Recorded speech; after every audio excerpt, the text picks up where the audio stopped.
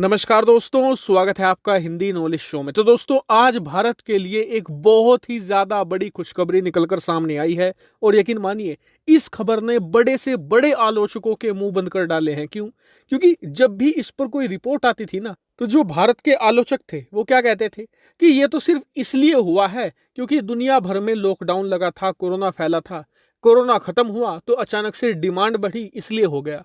आप देखना, आने वाले 2-4 महीनों में भारत पुराने ढर्रे पर लौट आएगा, भारत फिर से गिरावट दर्ज करेगा। लेकिन आज भारत ने उन्हीं तमाम आलोचकों का मुंह बंद करवाते हुए दुनिया के सामने ये बात साबित कर दी है कि भारत ने पिछले कुछ महीनों में जो ये रफ्तार पकड़ी है ना, ये तो अभी एक झांकी है।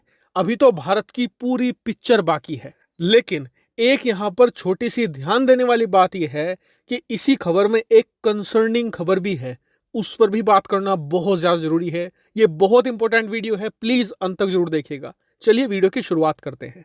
तो दोस्तों, आप सभी लोग जानते हैं कि पिछले कुछ महीनों से भारत का जो एक्सपोर्ट है, यानी कि जो सामान हम भारत में बनाकर दूसरे देशों को बेचते हैं, वो लगातार बढ़ रहा है। पहले वो 28 अरब था, फिर वो 30 हुआ, 32 हुआ, 34 हुआ, ऐसे ही ये बढ़ता जा रहा था। लेकिन यहाँ पर जो कुछ लोग थे, भारत को पसंद नहीं करते, उनका मानना ये था कि ये ग्रोथ सस्टेनेबल नहीं है, ये ज्यादा लंबे समय तक नहीं टिकेगी। और जो मई के महीने तक ग्रोथ हुई है हमारे एक्सपोर्ट में, उसका कारण ये है कि दुनिया के बड़े देशों में लॉकडाउन लगा हुआ था, वो लॉकडाउन खुला, अचानक से डिमांड बढ़ी, जिस वजह से भारत के एक्सपोर्ट भी बढ़े।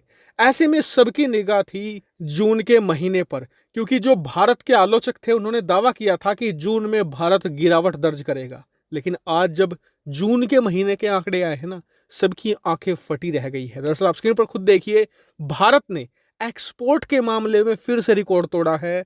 हमारा एक्सपोर्ट जून के महीने में लगभग 17% बढ़ा है। जी हाँ, घटा नहीं है, उल्टा 17% बढ़कर करीबन 38 अरब डॉलर पर पहुंच चुका है। और यकीन मानिए, इन आंकड़ों को देखकर बड़े बड़े लोगों की आंखें फटी रह गई हैं। क्यों? क्योंकि आधे से ज्यादा एक्सपर्ट का मानना था कि भारत इस महीने में गिरावट दर्ज करेगा ही करेगा। लेकिन यहां तो उल्टा ही हो गया, उल्टा बढ़ गया भारत, वो भी करीबन 17%। और कहा यह जा रहा है अब कि जो बड़े बड़े एक्सपर्ट हैं, रेटिंग एजेंसियां हैं, वो भारत की अर्थव्यवस्था के आंकड़े अब बढ़ा सकती हैं। और जो हमारी ग्रोथ का अनुमान है वो भी बढ़ने जा रहा है, क्योंकि भारत ने सभी के अनुमानों के विपरीत बहुत ही जबरदस्त और बेहतरीन प्रदर्शन किया है। लेकिन यहीं पर एक कंसर्निंग फैक्टर भी आया है, वो ये कि जून के महीने में भारत के एक्सपोर्ट के साथ साथ हमारा जो ट्रेड डेफिसिट है वो भी बढ़ा है, और वो करीबन 25 अरब डॉलर पर पहुंच गया है। यानी कि जितना हम एक्सपोर्ट करते हैं, दूसरे देशों को सामान बेचते हैं, उससे 25 अरब डॉलर ज्यादा का सामान हम आयात कर रहे हैं। जून के महीने में हमने बहुत ज्यादा चीजें इंपोर्ट करी है, और इसका सबसे बड़ा कारण है कच्चा तेल। भारत ने जून के महीने में बहुत सारा कच्चा तेल खरीदा है, और इसीलिए हमारा ट्रेड डेफिसिट रिकॉर्ड लेवल पर पहुंच चुका है। इसीलिए भारत सरकार को यह बात ध्यान में देनी होगी कि आने वाले सालों के अंदर तेजी से इलेक्ट्रिक वाहनों पर सब्सिडी देनी होगी, उन्हें सस्ता करना ही होगा।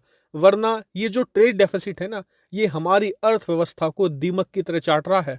और अगर हमने जल्दी ही ट्रेड डेफिसिट को काउंटर नहीं किया, तो भले ही हमारा एक्सपोर्ट 100 अरब डॉलर महीना चला जाए, उसका उतना बेनिफिट हमें नहीं मिलने वाला। ऐसे में भारत को इसे जल्द से जल्द बैलेंस करना होगा, और सबसे बेहतरीन तरीका यह है कि भारत तेजी से तेल पर निर्भरता कम करे, कम तेल खरीदे, और इसके लिए हमें इलेक्ट्रिक वाहनों पर यहाँ पर ध्यान बहुत तेजी से देना होगा। हालांकि इस पर आपका क्या मानना है, कमेंट करके जरूर बताएगा। फिलहाल इस वीडियो में इतना ही। Thank you very much for watching video.